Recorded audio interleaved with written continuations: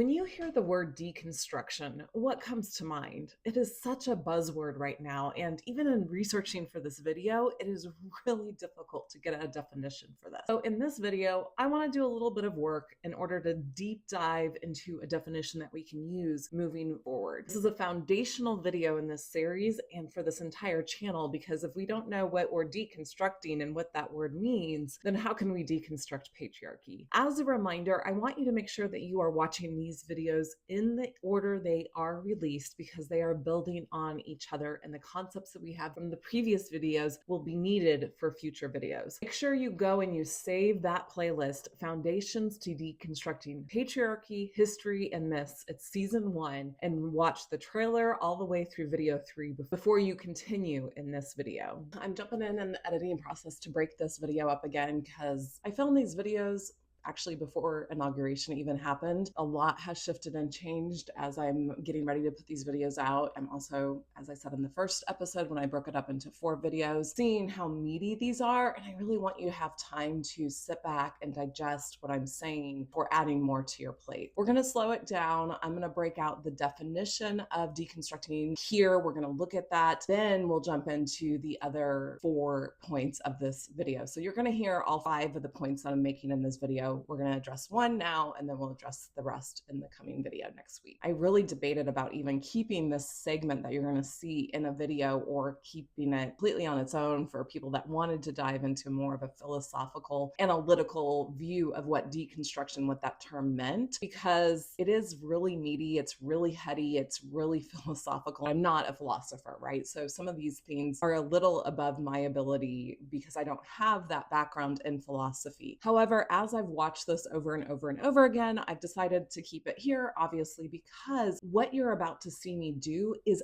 actually deconstruction. And I thought that that would be really important. You're going to see several different definitions of what deconstruction has meant over the time. You're going to hear the word semantics and how important that is to the work we're doing here. You're also going to start to understand, if you haven't before, that we need to read things with a contextual understanding of when and how they were written and the time they were written. All of that's covered in the next 10 minutes that you're going to watch. Just felt like that was super, super important if you want to stick with me to do this work, to see me do it in real time with this term as we are just building our understanding of what deconstruction means. The other few reasons I'm keeping it here is because as I asked my friends what they meant by deconstruction, it does seem like there is a congruence of what people mean. But as I said in the first video, we have to have a real common definition of terms before we move forward to try to use those terms with what we want to do on this channel. The other reason I'm keeping it here is because if it's this difficult to do one term, not even a complete sentence that we're trying to look at based on textual semantics of a time and place back in biblical days, I just thought that that would be great for you to see in real time, to understand the complexity to read these ancient texts. If it's just this difficult to do it with one term, how difficult must this be for even people trained to do this, if they're historians or if they're translating these from the ancient documents? How difficult it must be to do an entire Bible when you're really looking at what terms and semantics and contextual understanding, contextual reading of a document means. Lastly, I'm just going to say, stick with me. I know this might be above your head. Some people might really love this, but stick with me because I will pull everything back together. And that's part of deconstruction, pulling everything apart to see what it means in its individual parts, and then putting it back together so that you have a working definition of something to be able to move forward with these concepts. So it's very, in my mind, ethereal. It's very heady. It's very up here. And what I'm doing by the end is putting it back together. For me, deconstruction at its core is noticing or pulling back the veils to notice the invisible structures that form our beliefs and our thoughts and our behavior, and asking that question, does this still serve me? And does it serve our society at large? That might be the more important question. Another way to say this is that we are dismantling or pulling back the veil of how society was built by these patriarchal structures that became invisible over time. We're We're going to learn how to identify and challenge these invisible narratives that are at the foundation of our lives. In today's video, we're going to hit 5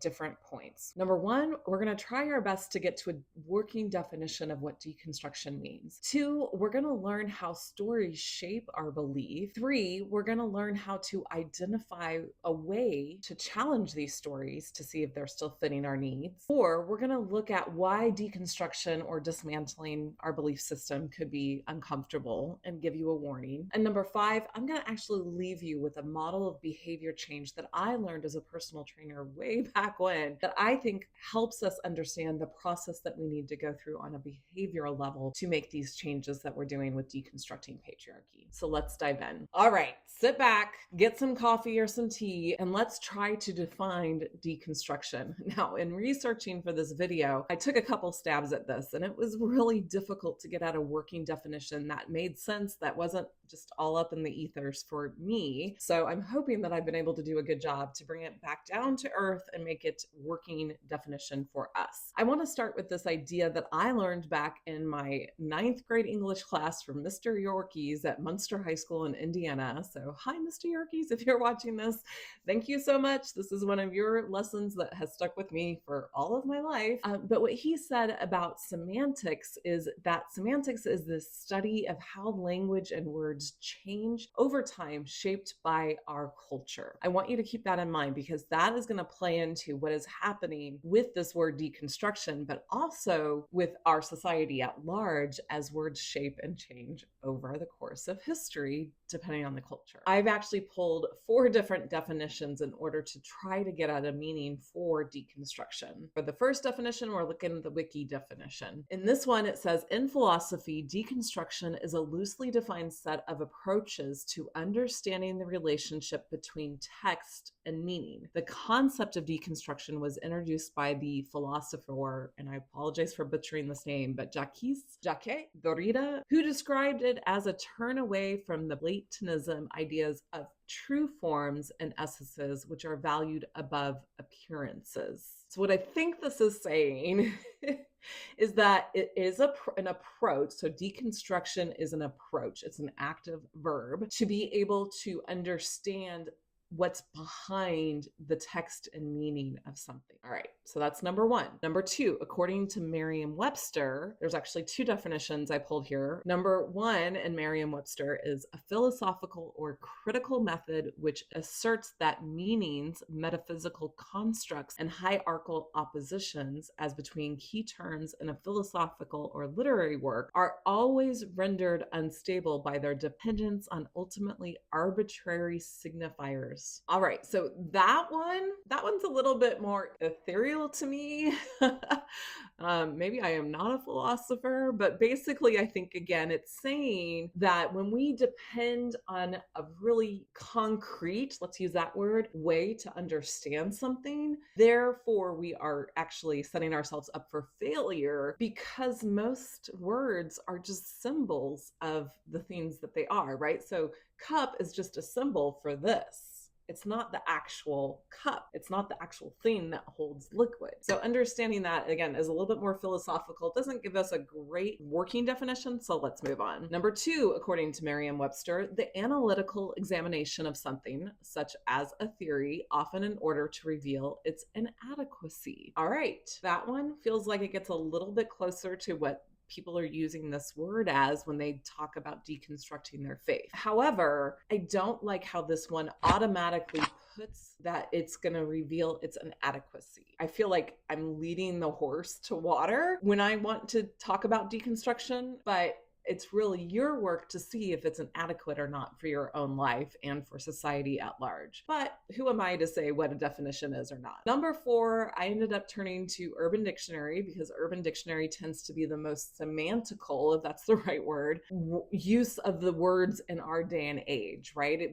We're not trying to get at how this word has been used in the past. We're trying to get at the modern use. So I found 2 definitions within Urban Dictionary's resources to get at the heart of what this means meaning of deconstructing is. And one of them actually does talk about the faith deconstruction, or deconstructing is what it's under. So that one is reevaluating your faith and what you were taught to believe. It is very often abandoning fundamentalism. For some, it is moving to a different form of the same faith, often a more logical, empathetic, progressive one. For others, it is losing faith entirely. It is quite often people seeing the cruelty in the evangelical church and choosing to follow the love that Christ commanded instead of their evangelical churches. This one is very specific to faith-based, which again, I think is what the buzzword has become about. I think it gives us a lot of great things that we can use within deconstructing patriarchy. So I'm going to look at that in a second again, but I want to move on to the fourth definition that I found by Chuckles Parker from April 9th of 2011. So this is way back when. This is actually before I started the process, which I didn't even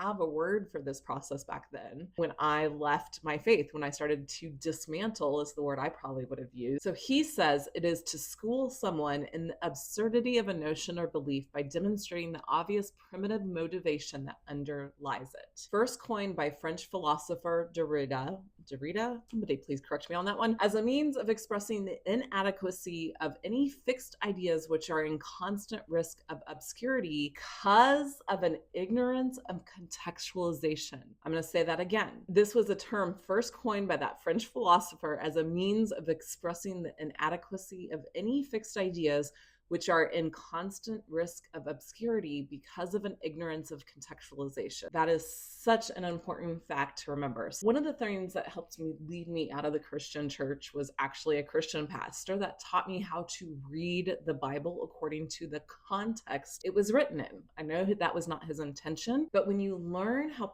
the authors were thinking at that point in time about the works that they were writing, then it really shifts your perspective on what these works are saying in our modern age. What this pastor would say is that you can't look back at history and apply your modern concepts or your modern semantics to these words that were written actually in completely different languages. They've been translated over and over again. Translation is not always 100% accurate when it goes from one language to the next. Now, if we multiply that by thousands of years, language is not, again, because it changes and shifts over time, is not the same. The words do not mean the same thing back then as they do now. I mean, look at the word gay and how that's changed from the 1900s. It used to mean happy to now it means a homosexual man. So there's plenty of words like this that we can understand that they shift and change over time. I did another video that I'll link here about gossip and how gossip, it wasn't in its original intent meaning something maligning, trying to take down another person's character. Gossip meant godsib. It meant a godparent,